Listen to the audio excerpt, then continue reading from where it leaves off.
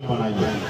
जब तक जो भी समाज, कोई भी समाज में शिक्षक नहीं होंगे तब तक वो आगे नहीं बढ़ेंगे। इस संसार में सर उठा के जीना है, मान सम्मान के साथ जीना है, तो आपके अपने बच्चे को पढ़ाना लिखाना जरूरी है। उसको पढ़ाइए लिखाइएगा, पढ़ेंगे लिखेंगे, समझदार होंगे, अच्छे काम करेंगे, काम जो भी करेंगे अच्छे तरीके से करेंगे। जरूरी नहीं कि सब आदमी कलेक्टर ही बन जाएंगे, लेकिन पढ़े लिखे होंगे तो बहुत ही अच्छी तरीके से काम करेंगे। जैसे हमारे पूर्वज मछली मारते थे, हमारे दादाजी मछली मारते थे, पिताजी मछली मारते थे, ऐसे घर में मेरा जन्म हुआ। और हमारे पूर्वज जाल फेंकते थे, मछली निकाल लेते थे। एक दौर वो था। आज भी जो हमारा समाज पढ़ा लिखा समझदार नहीं है, मछली का ट्रेनिंग नहीं लिए हैं, तो अपने पोखर में जीरा डालेंगे और 1 साल के बाद मछली निकालेंगे। 1 साल के बाद मछली निकालेंगे तो जो तालाब है उसका किराया देना पड़ता है, और मछली का जो साइज है वो आधा किलो का होगा। लेकिन आज के तौर पे पढ़े लिखे जो नौजवान हैं, जो फिशरी डिपार्टमेंट में कोर्स किए हैं या जाके सरकार के स्तर से जो सीख के आते हैं, वो तालाब में जीरा डालते हैं और साथ में उसको खाना भी डालते हैं। क्योंकि हमारे लोग पहले खाना नहीं डालते थे, इसलिए मछली का साइज जो है वो आधा किलो का निकलता था। और आज जो समय है वही तालाब में जब जीरा डालते हैं तो 1 साल के बाद निकालते हैं तो वो 1.5 किलो का मछली होता है। यानी कि आधा किलो से 1.5 किलो हो जाना, यानी कि 1 किलो का बढ़ोतरी होना। और 1 किलो का बढ़ोतरी में मतलब हुआ मिनिमम 250 रुपये किलो। और जीरा के 1 साल में उसको खाना के पीछे जो खर्चा होता है मात्र 50 रुपया। यानी कि आप 50 रुपये अगर आप लागत लगाएंगे 1 साल तक, तो आपका ये 5 गुना ज्यादा यानी कि 250 रुपया प्राप्त होगा। लेकिन पहले ऐसा था, क्योंकि मैं खुद देखता था, पिताजी जब मछली मारते थे, तालाब पे जीरा पालते थे, तो हम लोग देखते थे खाना नहीं दिया जाता था। लेकिन आज पढ़े लिखे लोग खाना देते हैं, तो इससे आमदनी बढ़ता है। तो इसलिए मैं कहता हूं कि जब पढ़े लिखे लोग होंगे, जरूरी नहीं कि कलेक्टर बनेंगे, जो भी काम करेंगे सही से काम करेंगे, तरीका से काम करेंगे और वो अपने घर परिवार को आगे बढ़ाएंगे। तो इसलिए बच्चे को पढ़ाइए लिखाइए, काबिल बनाइए, 1 रोटी कम खाइए, लेकिन बच्चे को पढ़ाइए। और दूसरा, अपने अधिकार के प्रति जागरूक होइए, अपने लोगों के प्रति जागरूक होइए, अपने लोगों के प्रति ईमानदार होइए। क्योंकि जब अपने अधिकार के लिए जागरूक नहीं होइएगा, इस समाज में जब भगवान हमको इंसान बना के भेजा था तो उस समय का सोच और समझ जो था वो अलग था। हर एक दूसरे के लिए मदद करने के लिए खड़ा हो जाता था। लेकिन कुछ वर्षों से कह सकते हैं इस समाज में भी बहुत सारे लोग स्वार्थी हो गए हैं। और वो जो स्वार्थी जो लोग हो गए हैं, वो चाहता है कि आप हमेशा गुलाम बन के रहिए। वो चाहता है कि आज आपके पूर्वज भी मछली मारा और आप भी मछली मारते रहिए। वो चाहते हैं कि आपके पूर्वज मिट्टी काटे, आज भी मिट्टी काटते रह जाए। वो नहीं चाहते हैं कि आपका बेटा भी पढ़ के कलेक्टर बने। तो ऐसे लोग से तो लड़ना पड़ेगा, ऐसे लोगों से तो आपको संघर्ष करना पड़ेगा, लड़ाई लड़ना पड़ेगा। तो इसके लिए आपको संघर्ष करना पड़ेगा। जैसे हमारे 75 के बाद का समय लेंगे तो मंडल कमीशन लागू हुआ। उससे पहले जाएंगे बाबा साहब भीमराव अंबेडकर। उन्होंने देखा ये समाज को कैसे ऊपर लाया जा सकता है। कुछ लोग तो बहुत आगे है, अच्छे से जिंदगी जी रहा है, अच्छा खाना खा रहा है, उनको कोई कमी नहीं है। लेकिन एक लोग वो है जिसके पास कल क्या खाएगा उसके लिए व्यवस्था नहीं है, और इस समाज में समानता नहीं बढ़ेगा। इसके लिए आगे बढ़ने के लिए क्या करना है, तो उनके गुरुजी जो थे, जिन्होंने उनको लंदन विदेश भेजे थे पढ़ने के लिए, साहू जी महाराज जी, वो जाति से अपर कास्ट थे, लेकिन वो एक दलित को बेटा को पढ़ने के लिए विदेश तक भेजे। और साहू जी महाराज ने एक बार एक सभा में, जैसे आज सभा लगा है, तो इसी तरीके से सभा उस जमाने में लगता था 200 साल पहले। और उस समय में साधन जो आज गाड़ी है, उस समय में घोड़ा से लोग आते थे। वो जब सभा में बैठे थे महल में, तो उस समय में जो लोग आते थे अतिथि, तो उसका घोड़ा जब आता था उसके खाने पीने का भी व्यवस्था उस समय के लोग राजा महाराजा कराया करते थे। तो उस समय में वो देखे कि असवल में कई घोड़ा है और एक ही जगह खाना डाल दिया, और एक जगह जब खाना डाल दिया है तो जो शक्तिशाली घोड़ा था वो मार के भगा देता था, वो अपना पेट भर लेता था। जब उससे जो कमजोर होता था, जब उसका पेट भरता था तो वो घोड़ा साइड होता था, तो जो उससे ज्यादा कमजोर था और बाकी से जो शक्तिशाली था पहले वो चना खा लेता था, बाकी भूखा रह जाता था। तो वो उस समय में छत्रपति साहू महाराज जी ने ऊपर से देखते रहे कि ये तो अजब लीला है, जिसको भूख लगा, जो कमजोर है उसको खाना ही नहीं मिल रहा है, और जो घोड़ा मजबूत है, सक्षम है, वो सबसे पहले खाना खा ले रहा है। तो उसने देखा कि ये तो विचित्र हालत है। तो उसके बाद जब संविधान लिखने का समय आया, बाबा साहब भीमराव अम्बेडकर जी संविधान लिख रहे थे, तो उन्होंने अपने अम्बेडकर साहब को बताया था कि हमने ऐसा देखा था। और फिर अम्बेडकर साहब ने देखा कि इस समाज को अगर ऊपर लाना है तो सबको अलग अलग घर पे रखना पड़ेगा, अलग अलग कैटेगरी में रखना पड़ेगा। जो कमजोर है उसके लिए आरक्षण का व्यवस्था करना पड़ेगा, सरकार की तरफ से विशेष फैसिलिटी देना पड़ेगा, और फिर वो देश में आरक्षण लागू किया गया। उसके बाद आपने देखा होगा 75 के बाद मंडल कमीशन लागू हुआ। आज कल्पना कीजिए कि हमारे पूर्वज आपके लिए, हमारे लिए लड़ाई नहीं लड़ते। आज ओबीसी के आरक्षण नहीं होता तो आज आप और हम कहाँ होते। कल्पना कीजिए, बाबा साहब भीमराव अम्बेडकर आज आरक्षण अगर दलित भाई के लिए, आदिवासी भाई के लिए अगर नहीं देते तो आज क्या होता। आज उनके पास विशेष एक्ट है, आज उनके कोई मारेंगे तो जाके केस कर देंगे तो हैरिजन एक्ट लग जाएगा, और जब हैरिजन एक्ट लग जाएगा तो विशेष उनके लिए व्यवस्था है, उनके लिए विशेष जांच है, विशेष सरकार व्यवस्था पुलिस जांच करेगा और गुनहगार को जल्द से जल्द सजा दिलाया जाएगा। तो ये बाबा साहब ने किया। तो जो स्वार्थी लोग हैं वो नहीं चाहता है कि गरीब का कल्याण हो। आज हमारे समाज को बंगाल में आरक्षण मिला है, उनको मिल रहा है, बिन बेला, नुनिया, मला, निषाद के सभी उपजाति को, लेकिन बिहार में नहीं मिल रहा है, झारखंड में नहीं मिल रहा है, उत्तर प्रदेश में नहीं मिल रहा, फिर दिल्ली में मिल रहा है। तो मेरा मानना है कि जब देश एक है, देश के प्रधानमंत्री एक है, एक संविधान एक है, तो फिर हमारे साथ भेदभाव क्यों है। जरूरी है हम मजबूती से संघर्ष करें, और जब हम संघर्ष करेंगे, हमारी आवाज दिल्ली तक पहुंचेंगे, तो शायद दिल्ली की सरकार जिनका भी हो वो सोचेंगे, विचार करेंगे। जब बच्चा को भूख लगता है तो रोता है, तब रोता है तो उसका माता उनको दूध पिलाता है, इसलिए कि वो देखते हैं कि ये रोया, इनको यानी कि भूख लगा है। तो आज आपको भी अपने अधिकार के लिए संघर्ष करना पड़ेगा, अपनी ताकत को दिखाना पड़ेगा, क्योंकि बाबा साहब ने भले आपको पैसा नहीं दिया, लेकिन एक ताकत दिया, वोट बैंक का।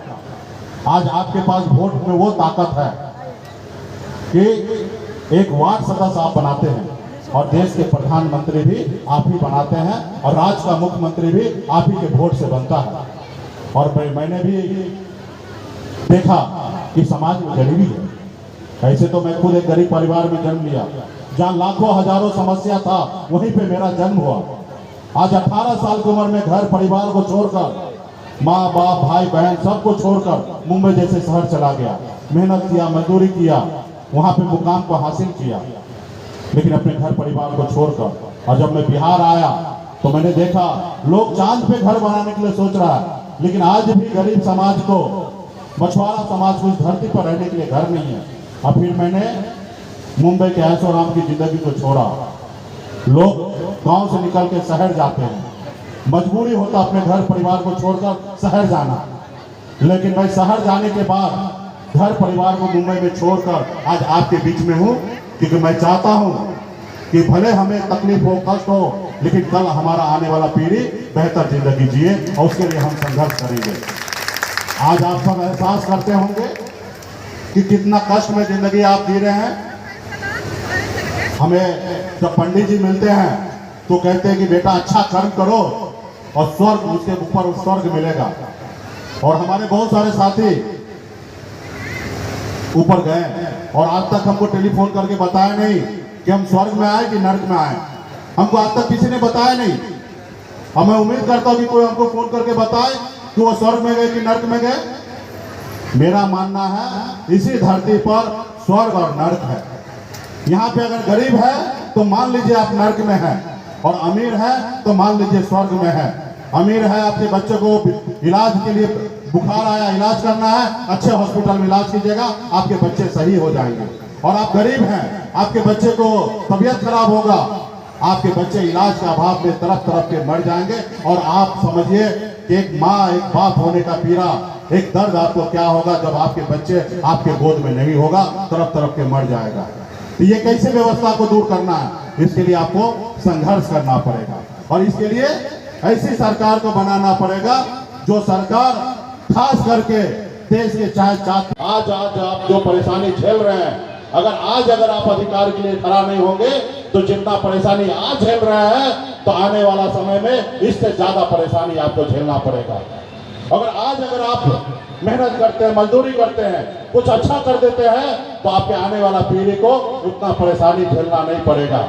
आप बताइए ना, एक समय था जमीन के लिए कोई लड़ता था, जमीन ऐसे पड़ा रहता था जिधर जिसको रहना हो। लेकिन आज बताइए, एक एक धूर 4-4 इंच जमीन के लिए लोगों का हत्या कर दिया जा रहा है।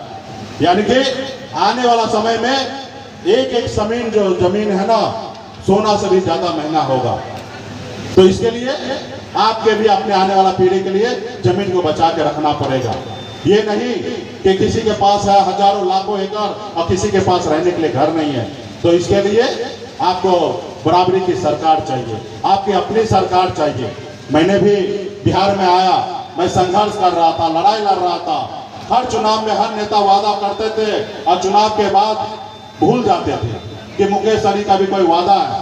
फिर मुझे लगा 2017 में जब अनशन पे 7 दिन के लिए बैठा तो मैंने देखा कि लालू प्रसाद जी अगर बिहार का मुख्यमंत्री बन के अपने समाज को कल्याण कर सकता है, अपने दल बना के अपने लोगों को बल दे सकता है, अपना दल बना के अपने लोगों को दलदल से बाहर निकाल सकता है, तो हम क्यों नहीं कर सकते हैं। फिर हमने भी अपना दल बनाया, बल प्राप्त हुआ, और बल प्राप्त हुआ तो अपने लोगों को लिए हम लोग काम कर रहे थे। तो खैर आप सबको पता होगा कि इसके पीछे कहानी क्या क्या है, अभी उस पर हम विस्तार से नहीं जाएंगे। लेकिन साथियों, जिसके पास दल बना है उसको बल मिला है, और जिसको बल मिला है उसका हर समस्या का हल हुआ है। चाहे वो लालू प्रसाद यादव जी हो, मुलायम सिंह यादव जी हो, बहन मायावती जी हो, या हमारे स्वर्गीय श्री रामविलास पासवान जी हो, या भारतीय जनता पार्टी हो, जिनको दल मिला है उनके पार्टी को बल मिला है। और जब बल मिला है तो हर समस्या का हल किया गया है। तो साथियों, आज इस संसार में SC ST OBC इन लोगों को आरक्षण मिला था। आज भारतीय जनता पार्टी के आने से सामान्य वर्ग को भी आरक्षण मिला, क्योंकि उनकी अगर सरकार बना तो समाज को बल मिला।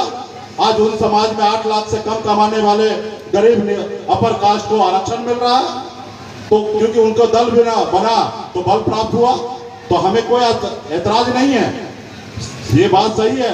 सरकार का काम है, चाहे वो हमारे राम का बेटा हो, मुसहर का बेटा हो, पासवान का बेटा हो, मल्लाह का बेटा हो, या झा जी हो, या सिंह जी हो, या कुशवाहा जी हो, जो भी समाज गरीब है उनका सरकार का काम है उसको आगे बढ़ाना। लेकिन आप ये तो मान लीजिए कि निषाद का बेटा भी गरीब है, 8 लाख क्या 1 लाख भी सालाना नहीं कमा पाता है। और जब नहीं कमा पाता है, हमारे भाई को बंगाल में आरक्षण है तो बिहार में मिलना चाहिए कि नहीं मिलना चाहिए?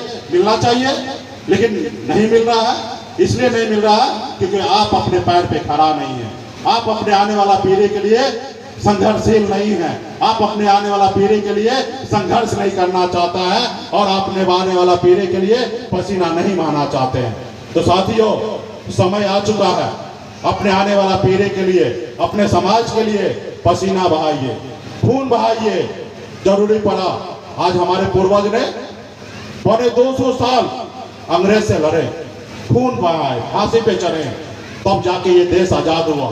तब आज आजाद भारत में हम सांस ले रहे हैं, अपने आप को कह रहे हैं कि हम आजाद। सिर्फ संविधान से मतलब है, बाबा साहब का बात हमें याद है कि अपने समाज को अगर जिंदा रखना है तो उसके लिए संघर्ष करो। और हम देख रहे हैं लालू प्रसाद यादव जी, मुलायम सिंह यादव जी, मायावती, पासवान जी, सब लोगों ने संघर्ष करके अपने लोगों को कुछ दिए, तो हम भी संघर्ष करेंगे। और हमने संघर्ष करके बहुत कुछ प्राप्त किया।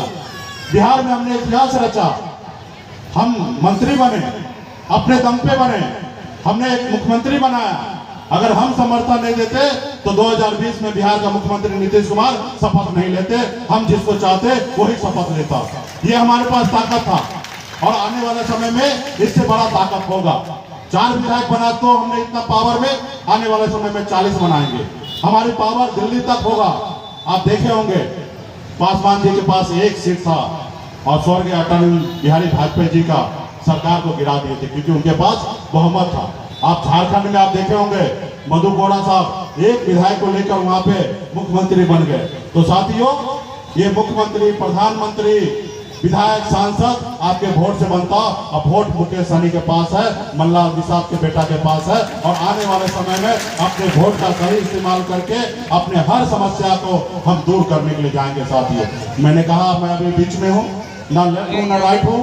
और आने वाला समय में दिल्ली में प्रधानमंत्री के लिए बहुत बड़ा रेस है और प्रधानमंत्री हमको नहीं बनना है जो हमको बहुत ज्यादा घबराना है, परेशान होना है, और ना ही हमको सांसद बनने का भी शौक है। बना जाएगा, संघर्ष करेंगे, लड़ते लड़ते बन जाएंगे। नहीं बनेंगे तो क्या हुआ? तो हमें सिर्फ आरक्षण चाहिए और आरक्षण जिनको चाहिए, हमें आरक्षण चाहिए और जिनको वोट चाहिए वो हमारी बात सुने। जो हमारी नहीं सुनेगा आने वाले समय में उनका हम नहीं सुनेंगे। 25 जुलाई के बाद हम पूरे बिहार, यूपी, झारखंड 100 दिन के यात्रा पे निकल रहा हूँ और आपके जिला में भी रथ यात्रा निकलेगा। और उस समय में आपको ताकत दिखाना पड़ेगा, आपको संकल्प लेना पड़ेगा कि आप सन ऑफ मल्ला के साथ हैं या नहीं है। आपको संकल्प लेना पड़ेगा कि आप अपने पार्टी के साथ हैं या नहीं है। आपको संकल्प लेना पड़ेगा कि आप अपने आने वाला पीढ़ी, बच्चे के भविष्य के लिए संघर्ष करना चाहते हैं या नहीं करना चाहते हैं। आपको संकल्प करना पड़ेगा क्योंकि हमें जिससे लड़ाई है उन्होंने हमको कहा हमारी बात मान लीजिए तो अभी सही रहेगा, नहीं बात मानिएगा तो आप हवा में उड़ जाइएगा। मतलब क्यों? बोला कि आपके जात का वोट जो है वो हम खरीद लेंगे क्योंकि हमारे पास पैसा है। बोला ये भ्रम में मत रहना, वो 10 साल पहले वाला निषाद अभी नहीं है, अभी निषाद बदल चुका है। और आने वाला समय में हर एक लोग, अगर आप वेद व्यास जी को मानते हैं तो वेद व्यास जी को साक्षी मान के संकल्प लेना पड़ेगा कि आप मुकेश सहनी और वीआईपी पार्टी के साथ है और वीआईपी पार्टी जो निर्णय लेगा उसके साथ आपको खड़ा होना पड़ेगा। नहीं लेना है तो मंच पे से दूर हो जाइएगा। जिनको लेना है वही सामने आएंगे, जिसको नहीं लेना होगा वो अपना चेहरा दिखाइएगा कि हम नहीं लेंगे। तो ऐसे कार्यक्रम के लिए हम लोग निकलेंगे और पूरे बिहार और यूपी, झारखंड में, तीनों राज्य में हम लोग आने वाला समय में अपने लोगों को जागरूक करके, और ये हमारी लड़ाई है। अगर इस बार आरक्षण नहीं मिला तो कभी आरक्षण नहीं मिलेगा। फिर जब भी आरक्षण मिलेगा आपको अपने खुद को सत्ता में पहुंचकर ही आरक्षण आपको मिल सकता है, दूसरा कोई आपको आरक्षण देने वाला नहीं है। और मैं कोई नया आरक्षण नहीं मांग रहा हूँ, हमारा समाज को आरक्षण प्राप्त है। एक होता कि नया मांगना, हम नया नहीं मांग रहे। हमारा बंगाल में आरक्षण मिल रहा है। बंगाल, बिहार, झारखंड, उड़ीसा पहले एक ही राज्य था, राज बंटवारा हुआ, एक भाई को आरक्षण मिल रहा है, एक भाई को नहीं मिल रहा। तो ये तो नाइंसाफी है। तो हम कोई नया आरक्षण नहीं मांग रहे कि किसी को परेशानी होंगे। अगर हमें आरक्षण प्राप्त नहीं हुआ तो ये मान लीजिए कि कोई भी आपके समाज को पसंद नहीं करना चाहता है। इसलिए सभी जाति धर्म के लोग एक समान में कानून में रहेंगे। मुझे लगता है कि आज से पहले जो कानून है ये बुरा भी नहीं है रहा कि इसमें संशोधन करना तो सही बात है, समय के अनुकूल संशोधन भी होना चाहिए, इसका हम विरोध नहीं करेंगे। लेकिन ये जो है कानून तो सबके लिए अच्छा है। कोई भी व्यक्ति किसी को हत्या कर दे उसका एक ही अंजाम है, फांसी। चाहे कोई भी जाति के लोग किसी को भी हत्या कर दे उसका अंजाम एक ही है, फांसी, और वो मिलेगा। तो आप ये तो कर रहे हैं, लेकिन इसके साथ साथ यहाँ पे जितने भी लोग हैं कम पढ़े लिखे लोग हैं, हम लोग भी कभी पढ़े लिखे हैं, बहुत ज्यादा नहीं पढ़े लिखे, लेकिन आप बताइए कि ये सही होगा ना जब कलेक्टर का बेटा, प्रधानमंत्री का बेटा, मुकेश सहनी का बेटा और एक गरीब का मछुआरा का बेटा भी एक ही स्कूल में पढ़ेगा? तो ये सही होगा कि नहीं होगा? सही होगा ना। जब कलेक्टर का बेटा, एसपी साहब का बेटा, प्रधानमंत्री जी का बेटा, मुख्यमंत्री जी का बेटा, विधायक सांसद का बेटा या गरीब का बेटा एक ही हॉस्पिटल में इलाज कराएगा, ये सही होगा कि नहीं होगा? सही होगा। तो ये काम सोचना सरकार का भी है, जब आम जनता ये बात को सोच सकता है तो ये काम तो सरकार का भी है करना। और सरकार अगर ये काम नहीं कर रहा तो ये मान लीजिए चाहे सरकार किसका भी क्यों ना हो, वो आपके साथ नाइंसाफी कर रहा है कि नहीं कर रहा है, नाइंसाफी कर रहा है। तो इसलिए साथियों, आपने के लिए उंगली टेढ़ा करना पड़ता है, या तो उसको आग पे डालना पड़ता है। तो अभी हम लोग, क्योंकि अभी आपका 1 साल है सरकार का, और माननीय प्रधानमंत्री जी से हम बहुत उम्मीद करते हैं। जब भी मैं मिला हूँ माननीय प्रधानमंत्री जी से, तो हमेशा बेटा के समान ही हमेशा मुझे स्नेह प्यार दिए हैं। लेकिन राजनीति में तो सब अपने अपने पार्टी के लिए, अपने अपने दल के लिए जीते हैं, मरते हैं। तो कुछ जगह वो अपने जगह पे सही हैं और कुछ जगह पे हम सही हैं। तो बहुत बहुत धन्यवाद विक्रम जी।